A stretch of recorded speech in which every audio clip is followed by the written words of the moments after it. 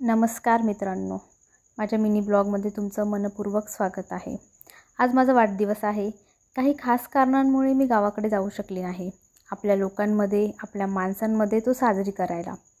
पण हरकत नाही, कारण आपलं स्वतःशी नातंही तितकंच खास असतं. म्हणून मी आज स्वतःसाठी थोडासा वेळ काढला आहे.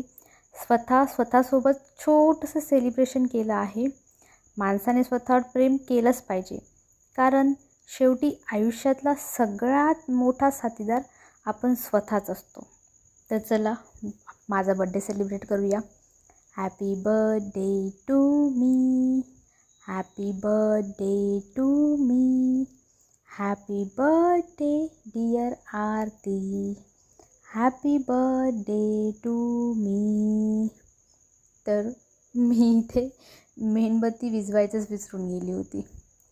तर हो, मी म्हणत होते की माणसाने स्वतःवर प्रेम केलं पाहिजे म्हणून. तर असं झाला माझा बड्डे सेलिब्रेट. भेटूया पुढच्या ब्लॉगमध्ये. तोपर्यंत धन्यवाद.